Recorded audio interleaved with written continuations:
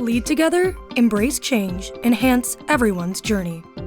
The 3 core principles of SmartStop, a leader in self-storage real estate across North America, reinforce why we're proud to bring you SheEO Lead-In, the podcast featuring curated conversations with powerful women sharing their impactful wisdom. It's a self-knowledge, self-discovery, and self-preneurship audio storage vault created by and for women. SmartStop's presentation of SheEO Lead-In begins right now. Have you ever felt that you as a woman may not appear to measure up when you see incredible women in strong roles? You may be surprised when hearing from women in these positions and how we all share many of the same challenges. Thank you for joining us for the SheEO Leading-In podcast with Rebecca Jones as we share the journeys of women. Hello, I'm Rebecca Jones, your host of SheEO Lead-In. We are on an exploration together to discover more about the personal journeys of incredible women in both career and life. We all have paths to share that sometimes take incredible turns, deep resilience, and courage to navigate. My hopes are that the challenges shared here encourage women to take leaps of faith and growth when a journey feels too difficult or unachievable. There is great strength deep within each one of us. These stories are meant to share the ways strong women have taken their dreams to strive and thrive to new heights, despite their sometimes rocky paths, and found a way to lead in. Today we're here with Amelia and Jess from Exposure Skate. How are you ladies today? Doing great. Happy to be here. Thanks for having us. Well, I'm really excited, and the energy in this room is really positive and amazing. You ladies have done something so incredible. I want you to talk a little bit about what you do, because I think it's really important for our listeners to know exactly what it is that you do every day and what your programs are and how it all gets done. Exposure Skate is a 501c3 nonprofit, and we empower women and girls through skateboarding and teach them compassion through service. So we have an array of programs ranging from clinics for youth and adults, and also we run the world's largest women's skateboarding event, and we've been going for 13 years now. It's so cool. So, Amelia, tell us a little bit about how you got into skating, because you're an Olympian, aren't you? Yeah, it's kind of crazy to say, but yes, that is true. And I got into skateboarding at a time where there were no opportunities for women and girls in skateboarding. But I happened to see a girl riding a skateboard, and her name was Lindsay Adams Hawkins, and she was doing airs out of a giant ramp. And in that moment, I just thought, wow, I want to do that. And it's like a door opened up, because I had seen skateboarding prior to that, and it was always something that was interesting to me, but seeing another woman do it was a revelation. And as I entered the space, I realized I didn't know if I could even be at the skate park. I would be challenged by the guys there. It was kind of an aggressive space to be in. So I would do my best to stay quiet and reserved and go at hours when there weren't many people there. But it was definitely something that I completely fell in love with and was obsessed from the start, from age 12. So you went at off hours so that no one could see the skinned up knees and elbows, right? Well, I was embarrassed about that. I remember this was a time of message boards, and I was on a skateboarding message board, and I'll never forget this. There was a message on there that said, "Girls who skate are gross because their legs are nasty and bruised." And it's probably why you'll never see me in shorts, because ever since I was a young girl, I was so impacted by that. But that's not why I didn't go to the skate park at busier hours. It was an intimidating space to be in, because I would always be the only girl. And a lot of times I would be challenged. Like, guys would want to try to prove themselves and challenge me to game of skate, or, just make me feel like I don't belong there. So it was a different time, but I was just so in love with the sport that I just kept skating. And Jess, what about you? How'd you get involved? My story's a little bit different. I actually got started skateboarding, 2002. I was a young mom, and I was looking to find some healing and freedom. And so I found skateboarding to be something that I could connect with, that I can connect with my kids on as well. And little did I know, I mean, then I was building confidence, I was building my balance, I was building like all this support that I wasn't getting anywhere else but through this vessel of a skateboard. So it created a lot of connectivity with my kids, and I too fell in love with it. I couldn't stop. You know, I was a young mom, and so for me, it was something that it wasn't frowned on, but it also wasn't supported as much because I was a mom. You know, you're going to get hurt. What's going to happen if you break your arm or if you break your leg? And so hearing those negative things just kind of fed my desire to keep going. Well, maybe it was a little bit calculated, Yeah. that it was a little bit pushing yourself out of your comfort zone. Absolutely. And then, you know, I've conquered something, I've done something. Yeah, and that gives you absolutely. confidence in itself. Absolutely. So talk a little bit about exposure skate and what the goal is, because I know, I mean, I went to one of your events. I was impacted so much. I literally, when I was walking away, I was like, wow, I can't get this out of my mind. What they're doing is really special. But could you tell me what you want to accomplish at each one of your events and the whole program in itself? So for me, I think especially through skate rising, coming from a lot of adversity growing up, not having any mentors or any community, I want to be that person for these girls.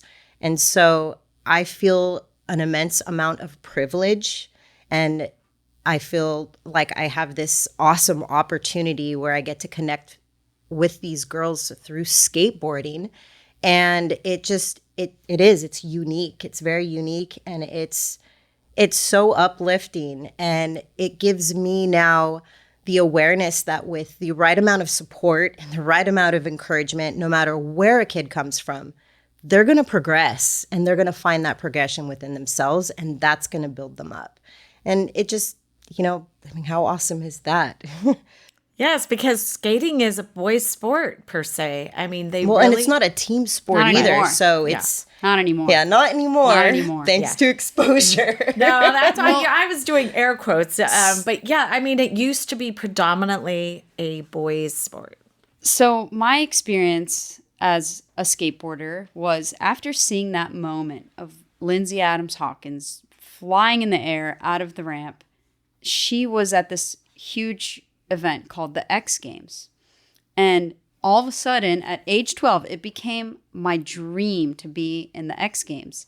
And so I skated every chance I got. You know, I at the time, I didn't live very close to the same kind of ramps that she did. But, you know, it was something I worked on for years and years and years. And fast forward, maybe 10 years later, I get an invite to be an alternate at the X Games. And so I go and I get to skate with Lindsay Adams Hawkins in practices and all these heroes and idols and women that I've looked up to for my whole journey. And I just thought, okay, the next year I'm going to work so hard. And the following year I'm going to get a real invite, and I'm not going to be just an alternate. And so I did that. I committed myself to driving down to San Diego because I was living in LA at school at the time. And San Diego is the best place if you want to skate vert. And so I ended up progressing immensely and recording like an audition video, if you will, because I knew the people who kind of made those decisions about the athletes who were invited. And I submitted my video, and the organizer just pulled me aside one day and she said, you know, we were really impressed with your progress, and we had you in mind for the athlete list, but the women's event was canceled.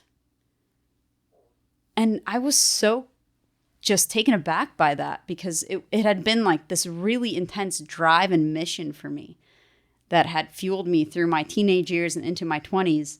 And I was like, wait, you canceled my dream? Like, how do you even do that? And how is that possible? And at the time, there were no other opportunities for women in skateboarding. So I just thought, well, what now? Like, this was my goal. And I got just really fired up and frustrated. And I just thought, well, I'm seeing all this progression of girls and women in the sport. There are more girls skating every day, and they're getting better. They're really pushing the sport. And maybe people aren't seeing this. This was before social media. It was 2010. And I just thought, well, maybe I have to find a way to show them. So as my thesis project in college, I made a documentary showcasing women and girls from all over the world skateboarding, progressing the sport. And I juxtaposed that with interviews of people who were in the industry. And essentially, the documentary, once it came out, it went on the whole documentary circuit. We went to a bunch of film festivals, and it got the skate and action sports industry talking about women's skateboarding. And they kind of realized that this was something that was growing. And then after it was finished, I was like, okay, well, but there's still not a thing to aspire to. Right. Now I'm what? like, well, if I'm complaining that there are no events, like maybe I just make an event. And I was so naive. I did not know what that entailed, but I just went full send. And essentially that's where Exposure Skate came from. It was developed as a nonprofit designed to create opportunities for women and girls in skateboarding. And so that not only involves becoming the world's largest women's skateboarding event, but also creating youth programs such as Skate Rising, which Jess mentioned, and programs that kind of help nourish these girls and nurture their skateboarding progression and create access for them.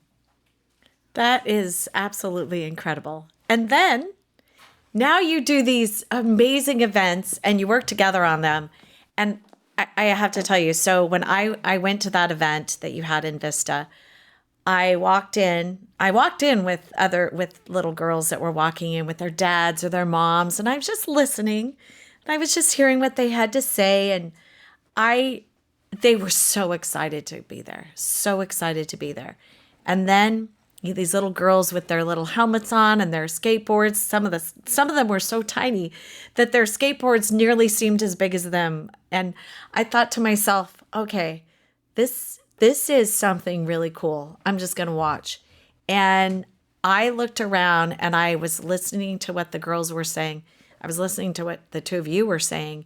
And I thought, oh my gosh, this is something that is going to last a really long time. And it's going to impact these girls in a way that you can't even express until you actually see it in motion. Because you have the coloring, you have this whole time where you've got Olympians interacting with these girls, and they probably, like you, said, oh my gosh, in their mind, I see this Olympian and I think, I can never do that, but she's talking to me and she's making me feel special. Mm-hmm. That is what you guys have captured that I think is so special. So talk a little bit about that. Yes, you, Jess. Jess, go for it. Geez, it's hard to wrap my brain around all the things all the time. It does require a massive undertaking, especially the main event. Amelia and I still find somehow we managed to still save a little bit of bandwidth for the camaraderie in the community. We really put a lot of integrity behind each and every girl. And intention. Intention, integrity. Yes. I mean, yes. Kindness is a big thing for us. And the progression alone is amazing to see. And it goes back to what I said about just being that mentor and being that leader for these girls in this untraditional space. It's not a sport, a team sport where they're all automatically put on a team and they've got moms and dads who are participating in their goals. It's really beautiful and unique to see that layer, when you show up for a kid, no matter what's going on in the rest of the world, and you can just kind of develop and teach them that they have everything they need within themselves already, whether they're going to be really good at it or not, chances are they're going to get really good at it because they're feeling that level of support. They're being seen, and I think with skateboarding too, it kind of allows that to happen. I played team sports half my life. I played soccer. And, I was on some really awesome teams and I was on some really not so awesome teams. Yeah. And being on a team to me back then was like, no, you're one of me. You're one of us. Right. We're in this together. But that's not how traditional team sports are really. Either you are the part of the club or you're not. And I was part of the club in some teams, and some teams I was not. So for skateboarding, I just feel like it all comes back for me full circle. And it's like, I really get this intentional time with these girls. And it's not about really what's happening right now. It's what can I feed them that they're going to take out into the world and on their own terms want to bring it back. For the rest of their For the life. rest of them. But for the rest of their life. And for everyone. Yes. Yes. So it's, it's a unique space to be in. And I say that with like full uniqueness. It is. I'm not a professional skateboarder, but I love skateboarding just as much. And I'm just as passionate about the community and the industry alone. I actually broke my back in 2009. I fell 2 stories, and in my healing, I was actually paralyzed from the waist down for about 3.5 weeks. Once I came out of that and I realized I could walk again and I still had my mind, I couldn't let skateboarding go. So I started making recycled skateboard jewelry with my old boards that I couldn't ride anymore. And then my friends would donate boards and I would cut out designs and I would paint on the boards with my kids. And, I just couldn't let it go. I was the skater girl in my family. And when I met Amelia and volunteering for Skate Rising back in 2017, I believe, I was just so connected to that space. At the time, I was working as a welder for a production company. I was a nanny of 4 little girls under the age of 5. I was working 3.5 jobs just to make ends meet. And I just found myself feeling the most fulfilled. And I felt like I finally had purpose in being able to give my time to Exposure Skate. I had no idea that there would be an opportunity for me. Amelia would throw it around loosely. When are you going to quit your job? When are you going to quit your job? Jokingly, but that planted a seed in me. And I started truly thinking, well, when am I going to quit my job? I could stay here for the next 10 years, or I could send it and I could just risk it all and do this one thing that I'm so incredibly passionate about and see what that does, see where that takes me. I already know how to show up. I know how to be on time. Early is on time is late. Like, I have all this structure. This isn't for me. This isn't what I want. And I sent it. And I called Amelia one day and I was like, I did it. She's like, you did what? I quit my job. And it was really scary. And I didn't realize how much that would impact the organization in terms of like bringing on somebody that she really wanted to be able to do that. But financially, like, how are we going to make this work? And I think my belief in the organization and my integrity towards being able and willing to do whatever it takes amplified and empowered Amelia to say, yeah, let's do this. And since that day, I feel like we've just been on this amazing journey together. And it's really solidified a lot of things for the organization in terms of our values, how we operate as a team, how we truly mentor these individuals coming out of college, coming into a new workspace. It's a creative and unique space to be in. Every day is different, but the biggest thing for me is being able to be that person for these girls And it just so happens to be through skateboarding. So for me, I just feel like I won. I'm winning. We're winning because of you. And I think, too, Rebecca, part of what you saw that day at our event is, so each of our programs ever since Exposure Skate was founded, and it was co-founded by me and Leslie Cohen, ever since we started it, we thought every one of our programs needs an element of giving back to the community. So our main event is a benefit for survivors of domestic violence, and all of our youth programs incorporate messages and service projects that help communities in need. So I think part of what you saw when you came was not only does Jess pour her heart and soul into creating these different service projects and service activities to, teach these girls how to help and support others, but also the fact that this element of giving back was ingrained into these girls who started with us at age 7, and now 13 years later, they're 20, they're 2-time Olympians, and they want to give back. So they come to all these events that we have for youth and just they volunteer their time and their expertise, and they really get to connect with these girls because they know how valuable it is. Because when they started skating, Exposure was the only event for them to participate in. And it was able to grow and basically show the Olympics that if they wanted skateboarding in the Olympics, they need parity. They need men and they need women. And from what I've been told from IOC representatives is that they looked at Exposure and they were like, oh, there's so many girls and women that skate from all over the world because we have 20 countries represented at all of our events. And they thought, okay, we can add skateboarding to the Olympics because we will have a competition that is broad enough that represents the whole world. So let's take a quick pause, a smart stop, to talk about our amazing sponsor today. SmartStop knows the winning connection is when we elevate success together. SmartStop Self Storage, a California company with nearly 200 properties and over 15 million square feet of rentable storage in the US and Canada, is committed to positively impacting the communities we serve on the national and local level.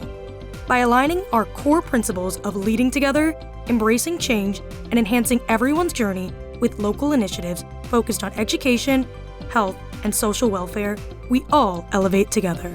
Through financial and strategic partnerships with nonprofits and prestigious organizations such as Cloudcast Media, Arrow McLaren IndyCar, Breast Cancer Research Foundation, Wounded Warrior Project, USC Athletics, the Brampton Steelheads, MMA fighters and boxers, and other unique athletes, we aim to foster a sense of unity and pride within the communities we serve, creating a shared identity and generating a positive atmosphere.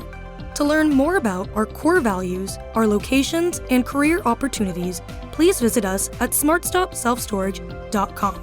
SmartStop, elevating success together. Let's go back to the, how I hear you is the talent pool that's actually brought forth by Exposure. Let's talk about that because you actually created the talent pool for something that you wanted ultimately that ended up coming, which is women's sports and the Olympics of skateboarding.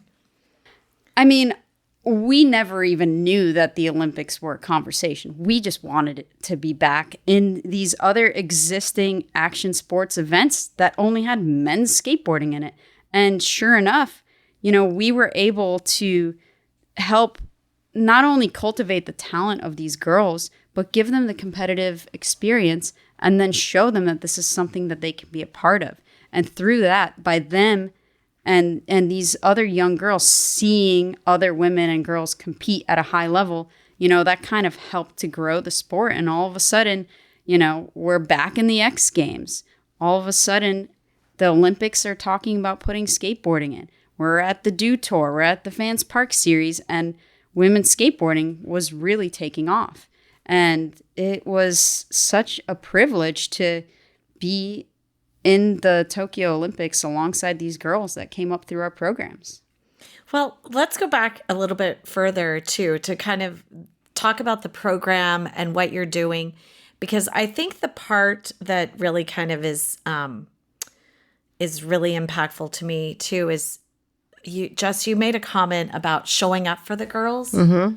You're showing up for them and you're helping them achieve really incredible things. I mean, truly, being in the Olympics when it's such a young sport, but that you've been able to help them really honestly create the space for themselves in a way. Absolutely. Yeah. And we try and do that. And also there's so many layers, Rebecca. There's so many layers to all the things.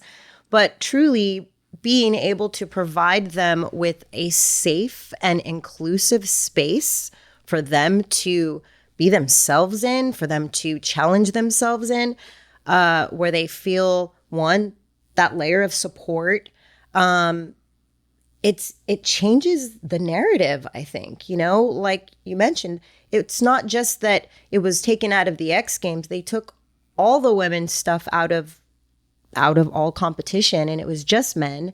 And like you mentioned, Amelia, these girls not having any experience with a traditional competition, or knowing that they could put their board up and they can drop in, and it's okay to do it in front of 500 people, 1,000 people, 2,000 people. Those are layers I have yet to experience, but I'm right there with them, right there celebrating celebrating them, empowering them to do it, knowing that they can do it, because again, it's just like support. Just showing up is half the battle.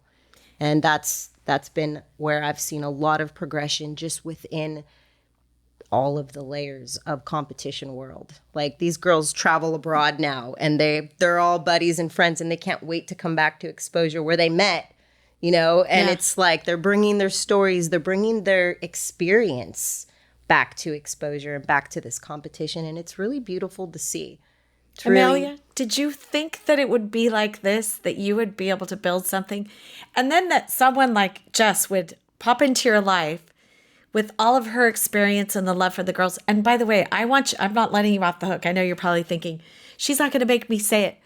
I love your inspirational speech that you give the young ladies. It is so impactful and empowering, and so honestly, I bet you some of those girls look at you and think, I can't believe someone believes in me and that I can actually achieve something the way that you look at them. Oh, thank you. That's really sweet. Thank you. Jess puts a lot of intention into the messages that she delivers to these girls. And she'll always tell me, we only have so much time with these girls. And, I love we want to make a difference in their lives. And it's not just about skateboarding. It's these messages that Jess cultivates, not only in how she speaks to them and those layers, but in these activities that she creates that has them, thinking about ways that they can, become better human beings and give back to others, give back to themselves. That's definitely a huge part of our youth program, is just, kind of developing the whole human, not just the skateboarder. Well, I almost feel like the skateboarding is secondary. I hate to say it like that, but well, I feel it's all about, really, truly, it's all about just having that growth mindset, we can, just this morning, I was challenged in my doubts and in my, the way I was talking with myself. And I thought, oh gosh, where's all the spark I need for that podcast today? She's expecting fired up Jess, and I'm just not feeling fired up. But, I teach these little practices, these little activities, and as I'm researching what I'm going to teach based off of whatever project we're learning or community need that there is, I'm also learning, and I'm reminding myself, wait a minute, where's your growth mindset in that? How are you going to do anything without having a positive look at it? It doesn't mean, like, for me, positivity doesn't mean happy. It's not happiness. Positivity is more like accepting that it's going to be all right. It's going to be okay. You're right where you need to be, and it's okay. And even when you're not, without the growth mindset connected to that, positivity is nothing. It's just a word. But if you can feel through what you're going through and still make it on the other end with a smile on your face and the same excitement for the next girl, the next skate, the next whatever, then you're doing something right. I almost feel like when the girls first get there, you're kind of breaking down the barriers and you're making them feel just at home. So you kind of like do this positivity thing, and these girls show up so nervous, and they show up. It's like maybe their first or second time that they're going to be on a skateboard, or it's their first time coming to an event with other kids on skateboards, and that there's a lot of hesitation in that as well. Even if you're not pro, just your first time doing anything as an adult, I get anxious, and so the way that we've figured out how to delegate the whole show here is by setting them up with that quiet time and those seeds being planted at such an early part of the event. It allows them to connect and slow down. And now they're looking at this activity, they're coloring, and it's like, okay, we're going to skate. And they're ready for it. Now they're ready for it. They're not just going straight in with all this anxiousness. So, I mean, you've done several events. You've been doing this for 13 years. What's next for you? Because I feel like there's so much room for growth, and you don't have a permanent facility. You have different events at different locations. I mean, what is your ultimate goal 10 years from now? I mean, honestly, right now we're looking towards the next event, the next exposure. It's November 1st and 2nd in Encinitas, completely free to attend. So anybody who would like to see Olympic skateboarders, we had the Olympic gold medalist last year, literally invent a skateboard trick that no man has even done before in front of our very eyes. So, Jess and I, as much as we like to think in the future, we get very focused on what's immediately next, because we're a very small team, and it takes a lot of our bandwidth to just continue to do the programs that we do, and without having so much mentorship and support from our co-founder, Leslie Cohen, like we would not even know where to begin. She is such an incredible woman. She founded the first ever women's roller hockey team and brought them to a national championship. And so, she taught us a lot about how to navigate these spaces, how to run a nonprofit, how to run events. And, she also has helped us kind of keep our focus on the present, because as far as the future goes, we want to see these girls grow and succeed and become wonderful skateboarders, but also more so human beings that give back and care about the community. Yeah. I can see that's definitely your goal. And that in itself is just incredible. So I would say keep doing what you're doing. What is your website? exposureskate.org. And definitely follow us on Instagram at exposureskate. And YouTube, Exposure Skate. All right. Well, thank you, ladies, so much for joining today and sharing some of your story. I actually feel like we could talk for 2 hours and it would be like the best ever. So I think maybe we need to do a second one after your next event and find out, how you're growing and what's going on. I think we should do one more right before our next event to remind people, come out. I think that's a great idea. Because it is so exciting and so dynamic. Once again, completely free. You'll see the best skateboarders on the planet here in Encinitas. November 1st and 2nd. Now that was powerful. We hope you've been lifted and encouraged by today's inspiring voice. Always remember that life doesn't look exactly the same for each one of us. Never stop dreaming, striving, and thriving. In future episodes, we look forward to bringing you powerful stories from amazing women who learned how to lead in to challenges. Thank you for listening and being part of our community with SheEO host, Rebecca Jones. The incredible curated SheEO conversation you just enjoyed was brought to you by SmartStop. a leader in self-storage real estate, and a company that upholds its core principles of leading together, embracing change, and enhancing everyone's journey. To learn more about SmartStop, please visit smartstopselfstorage.com. Cloudcast Media.